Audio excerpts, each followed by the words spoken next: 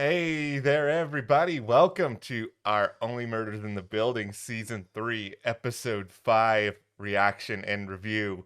Who's ready for date night? What a nice romantic episode of this show where nothing went wrong. Everybody's relationships are great. Everybody's getting married at the end of this season, and Uh-oh. it's all fine. Ben Glenroy's gonna come back from the dead too. Oh, well, that doesn't sound fine because it sounds like he was kind of a jerk. No, he's kind of awful. No, this is a great episode. It's to me is a much better episode than last week. I think we got not necessarily any answers to who killed Ben, but I think there's a lot of evidence. I think there's a lot of things we can start to sort of piece together a little bit more. Yeah, I see you, Robert Tobbert. You are doing some stuff. I still think that you are guilty. I originally felt that there was two killers. I still do. But I originally thought that it was Dickie that tried to kill him at the play and Robert Tobbert that pushed him in the elevator. I now think it's reversed. I think that your guy, Robert Tobbert, is involved. Up to something. He is involved. Yes, he is up to something. Is he the killer? Yes. No. But Absolutely. Yes, he is. I think he's clearly shady. There are a lot of shady people within the world of Only Murders this season, and not even all of them we saw in this episode. I'll tell you who it's not. It's not Loretta. Yeah, I agree with you there. It's not Loretta.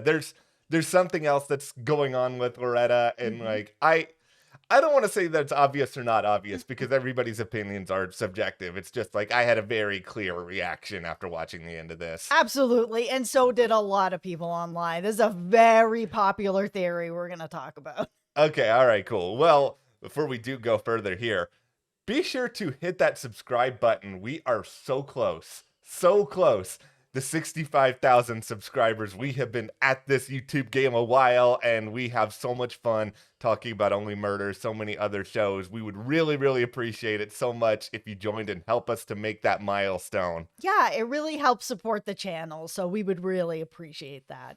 Okay, let's talk about this really popular theory that's going around that this episode ended with Oliver Loretta's apartment, and he pulls out this scrapbook of sorts and starts looking through it, and it's filled with all kinds of stuff about Ben when he's younger, like somebody's been following his career, which is obviously Loretta. So it's one of two things is happening here. Either she's an obsessed fan, which I don't think that that's what it is, especially with that confrontation and that reaction. That doesn't seem like someone who's like an obsessed fan. Yeah.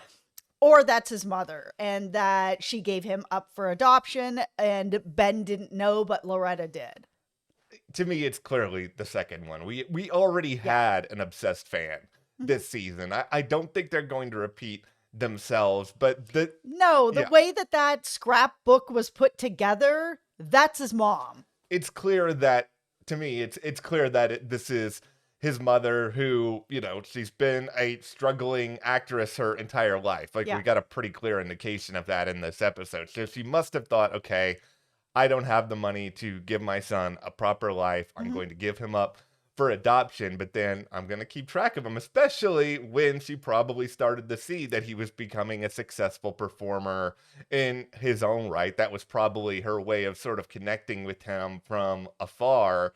And so she probably was able to really document every moment that meant something to her. This is not some, like, I thought, like, is this some last minute research project? No, you would do all that on the internet. Like, the fact that there were so many like clippings, things from many years ago. A lot of the photos look dated. It wasn't like they were recently printed out to some degree. And I think that's why she was so excited about this particular project in particular. Obviously, it's a big break for her career-wise, but it's an opportunity for her to connect with this person who she never got a chance to spend time with in her life. And that makes it extra devastating that her biological son is just this really not great person, and it makes everything he does that much more hurtful. Yeah. Okay, let's talk about stay away from her. We saw that at the end of last season, Charles saying to Ben, stay away from her. I think it's very clear now that that person is Loretta, because we saw this fight that happened between Ben and Loretta where she called him a pig. And then, you know, he was kind of grabbing at her. There was a confrontation with Charles. Charles hit Ben in the face, which is what Joy was covering up later. We thought it might have been an allergic reaction. I still think he had an allergic reaction to something because his blood work came back that there was like no poison in it. So it has to be something else that happened to him, you know, with the first murder. I still think there's 2 murders. And this is where Robert Tobbert comes in. So he's the documentarian that has been following Ben this whole time. He was there for that fight. I think he was there for the punch. I think he was in the room with Ben. This whole like, he took my camera and went into the dressing room by himself. And, you know, I wasn't there. I think it's all a lie. I think if you've ever been the subject of being in a documentary, you know that the person who is filming you isn't going to let up. They follow you through everything. That's the whole point of it. He even told that story about the elephant where, you know, he watched this baby elephant, you know, drowning, and he didn't do anything. He just kept filming. And that's, you know, setting up for us to know he filmed that fight. He filmed Loretta and Ben having a fight. He filmed Charles punching him. And personally, I never believed that story that Robert Tobbert was like, oh, he took my camera and it was just still filming. No, you're the documentarian. You filmed this and then you went to the dressing room with him and you filmed him there as well. Whether he was talking to Cookies, he was talking to Tobbert, he was talking to whoever, Joy, Tobbert was in that room. And because he heard Loretta say, you're a pig. Yes, there was, you know, another word there. We're not going to say it here. He said that because he heard that and he documented that, he has evidence to be able to frame Loretta and to be able to write that on the mirror because he was in the room when Joy was there. I think you are correct about a number of things that you say here other than the Tobbert being the killer part. So, okay. No, because he also knew about Dr. C. So he knew that there would have been a way to get information to figure out maybe what Ben's allergic to be able to get that in the room with him. Like he has so much information. He has to be one of the killers. Okay. Let's start with the fight. Let's start with what's going on there. I do agree with you that Tobbert was there to document that because it just for the same reason you mapped out. Like there's no reason why Tobbert, a documentarian, is going to not be around for like the opening night rehearsals for this play. Like he's 100% he's there. He's obviously going to be there. And I think Tobbert is up to something. I think he is an opportunist. I think he does want this documentary to make a ton of money. And I think on the aftermath of all of this, he realizes that he stands to make so much. And we'll get more into that with Mabel a little bit later. Now, the thing with this fight, presumably, there's got to be multiple other people who were either there or in close proximity. Like this show has a stage manager, it has producers, it has other cast members. You don't know who they are. Like I have been on the Cliff is the murderer campaign for a while. I'm going to stick with this, mostly from the argument that it has been established this is really his first big show that he gets to really be the producer for. And if it was me, and I'm not Cliff, obviously, maybe we have different wavelengths, but if I am producing my very first show, I am hovering around that stage like a hawk for the first night. I want to be there for every single moment. And if I do have some sort of like major axe to grind with Ben at this point, like I have already sort of expressed this theory that Cliff is this sort of scorned lover of Ben who realized that this was not going to be the relationship that Ben promised, and he's heartbroken and hurt by all of this.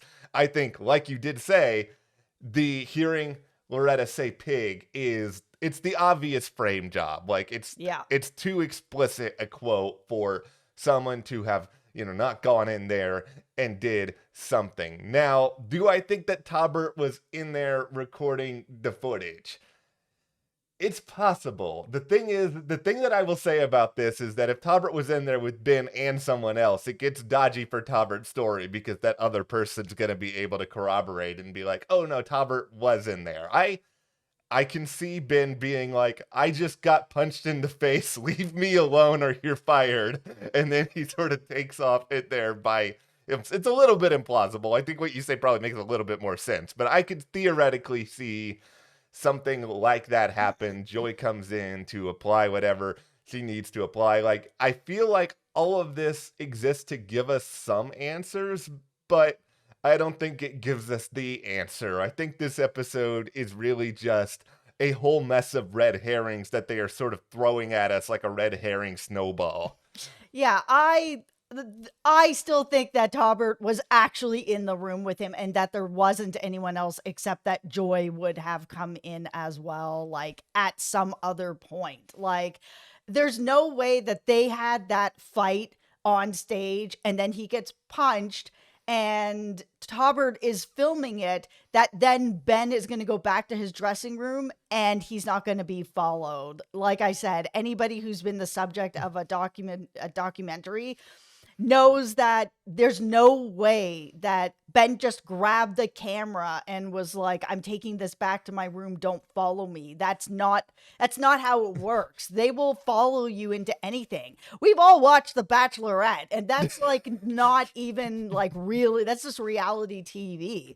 People are crying on the floor and like drunk in a pool, and the cameraman is right in your face. And when you're filming a documentary, it is really intense, and it's absolutely like that. He's not going to allow him to just go back to his room without him. That's the good stuff. That's the stuff that gets Tobbert money. And, you know, with the idea behind the motivation of it is probably twofold. So why would Tobbert do this? Well, one, he has been documenting what a jerk he is. And he told that story about the elephant where he didn't end up helping and that, you know, he did have some regret about it. He was glad that the mother came and helped. That was really hard for him to sit and watch that, but he still did it. So we know that he's capable of sort of watching that go down or not intervening. But if he has seen how horrible Ben has been to everybody, then that might be a motivation for him to be like, you know what? Like, I'm really tired of filming somebody who's just awful to everybody. And then I got to go back and cut this in a way that makes it that he doesn't look bad. And, you know, it's just going to turn to a fluff piece and it's not going to turn into what I'm going to make money with. If Ben's also dead, this thing skyrockets. That to me is, if you're going with the Tobbert theory, that is the thing that makes the most sense to me, is just how much money he stands to gain. Like, I think that the morality part of it, exposing how bad a guy Ben really is, like, maybe that is a part of it. But yeah, the money part of it makes the most sense. Listen, if Tobbert doesn't want to feel like a bad guy himself, then that's sort of maybe what he's got in his head, where he's like, you know, Ben's such a jerk and he's being so terrible to everybody, and I'm doing the world a favor. Also, I make a pile of money.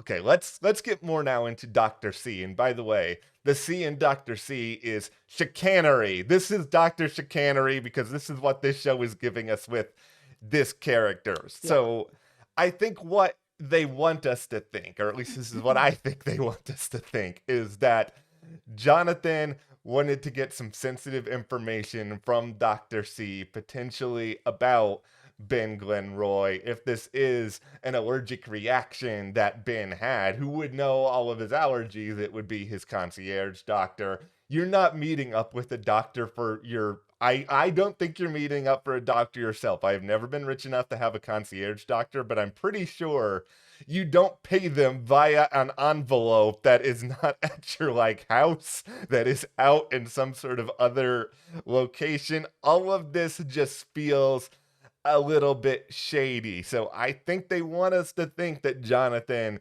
is getting some sort of information. He's the understudy. If anyone benefits from Ben going away, it is the guy who would take his place. However, I think if they're killing off Ben, they're not going to have Jonathan star in the musical. He's not a big name. I don't think this theory really holds water. No, I still think Matthew Broderick's going to be the person that's brought in to lead the play. They need a big star. You can't replace Ben with Jonathan, someone who's a huge star with someone that nobody really knows at this point. This is just like the grave robbing thing that we already saw in season 1 with Nathan Lane's character and Theo, that they, it's like there's another crime that's going on, but it's not related to the crime that we're looking at, which is the murder. I think it's just a distraction. I think it's probably going to come out that it's something like Jonathan needed to get, I don't know, testing or help or some sort of medical something, and he wanted it to be on the down low. So he gave the money, he got an envelope, and there's some sort of results in there. That's all I think it is. However, it's, looks like it's kind of like off the books or whatever. So it's still, a crime.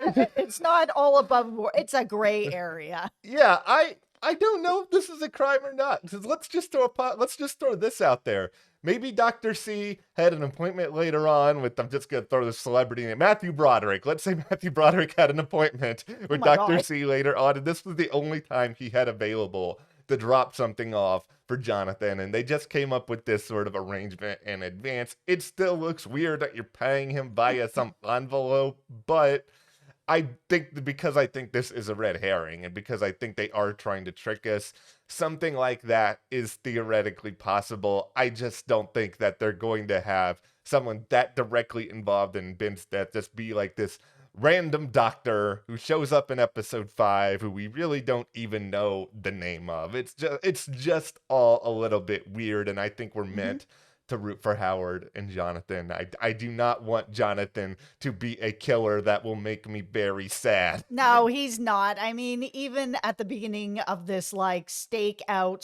/ date, Robert Tobbert was basically like, yeah, I thought maybe Jonathan, but it's not him. I just wanted to be here on a date with you. And, it's just, Tobbert knows so much because he is the person behind the lens, that he knows about this doctor. Like, I think it was also a bit of a setup to be able to get into Mabel's place, to be able to sort of see what's going on with her big murder board. He knows that she's really closing in on stuff from their conversation when they were sort of locked away in the armoire together, that he knows that Mabel's going to be a problem if he's the person who either knows who the killer is, it's going to stop the documentary, or he's the first person that tried to attempt. And if that's the thing where he was like, he tried to attempt to kill Ben, he tried to frame Loretta, that went sideways.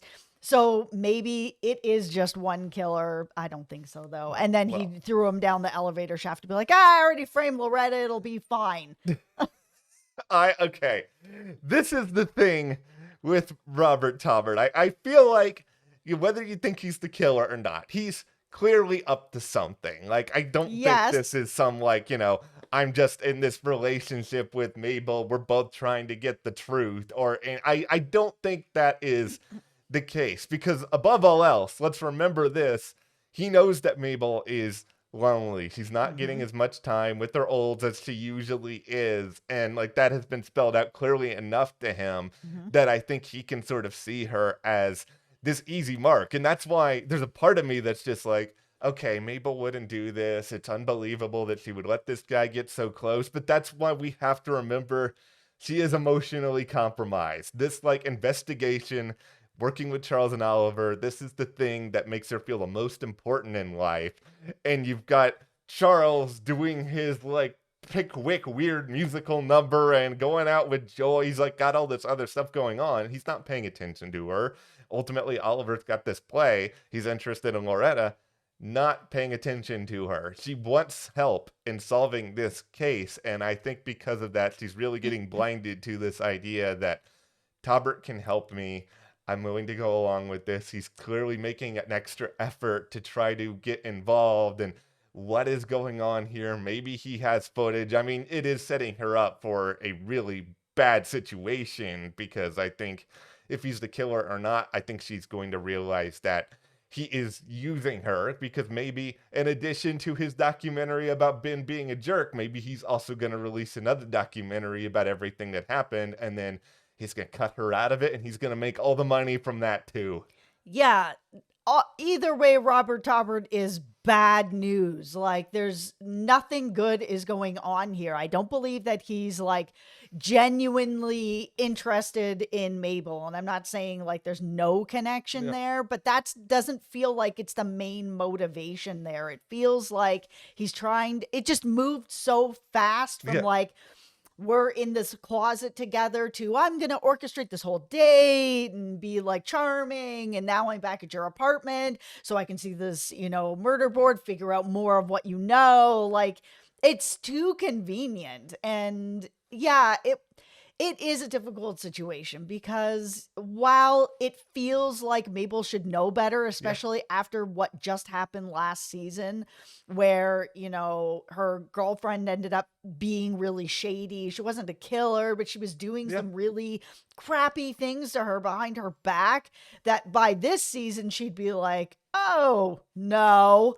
absolutely not. I'm not interested. But yeah, she is in a vulnerable position. Normally we do have the trio together and she's just sort of hanging in the wind. She doesn't know, what's going to happen to her. She's got to move out of this place. She doesn't have a new place. She doesn't really have any money coming in. She just is lost. It's setting her up in a position where she's going to end up getting hurt. And I think she's going to start questioning, why do these things keep happening to me? And then that could be sort of the crux of her situation later on, because yes, we have the murder of Ben, and that is clearly the thing that we are all the most interested in. We've been talking about it for over 20 minutes, but there are these interesting character-specific stories that are going on. Like with Charles, he's in a spot now where he's sort of figuring out he doesn't let lowercase Joy in, and right when he decides he's going to really let, uppercase Joy in, things don't exactly work out, and seemingly this is the end of Joy as a major part of this story. Listen, I understand where Joy is coming from on that. You think you're in a relationship with Charles that's really genuine. You guys have known each other for decades. Like, she's like, oh, we shared, little winks or smiles or whatever. Like, I always felt like there was something there. I, sort of had this crush for all these decades, and now we're together, and seemingly they've been together for like a year now, and now they're living together. And then he proposes, and then he's like, oh yeah, no, I was basically having a blackout. I didn't know what I was saying, but now I'm here. I can understand where she's like, cool. So I'm going to marry you based on like you were having some sort of anxiety attack and you don't even remember proposing to me. I'm going to cake testings by myself. Like, goodbye. It makes perfect sense that she was going to do this. And you're going to accuse me of murder. Like, for her, she had to walk out. Yeah, she had to walk out. She's clearly not the killer. I don't think any of us ever thought that she was the killer. She just has lipstick. But like, all of this makes sense enough for her to want to exit the situation. Now, also, there's a problem here with Charles that he's basically relying on Saz anytime that like he's going through some sort of like emotional situation. Okay, I'm putting on my hard hat for this. Listen, for the first season, even part of the second season, the Saz character, I was like, okay, funny. It's cool to, see her on the show and all that sort of stuff.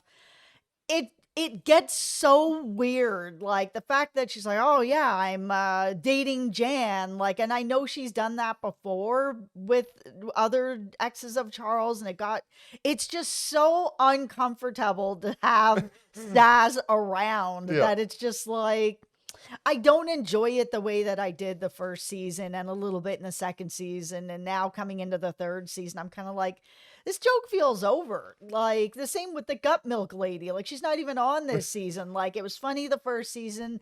There was some fun stuff in the second season when I thought she was the killer. And now she's not here for the third season. She may pop up, but it's just kind of like, there's only so much you need to do the same joke over and over again where it's like, now Saz is dating Jan. Oh, what a surprise. I'm just like, Okay, I'm a big fan of doing the same joke over and over again. This has been clearly established.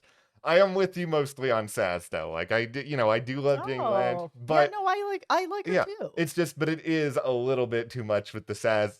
I do miss the gut milk lady. I want the gut milk story. That is the joke I want to see repeated over and over and over again. The thing that's most frustrating to me is that if you want to bring back Saz for like a comedic bit, like I'm okay with that, but it's just like, why is it that Saz is always the person who seems to like break down who Charles really is? Yes, Saz has spent a lot of time with Charles over the course of their careers. Like they have that sort of connection, but it is like, why is Charles not realizing this at this point? Like, you know, we've had 3 seasons of this. Beyond all of that, he has had decades of working with this person. I feel like he should be able to start to figure this out.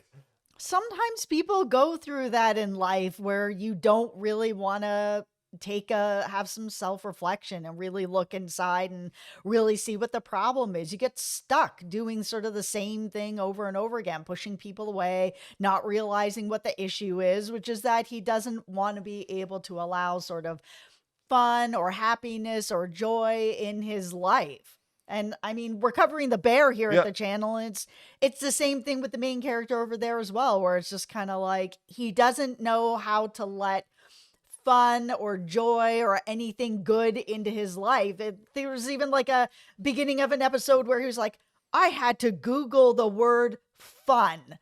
And he just doesn't know what it is. And it feels like Charles is really in that spot too, where he's just like, anytime something comes good to him, good energy, fun, you know, joy, happiness, that he's just like, I got to find a way to wreck this, self-sabotage.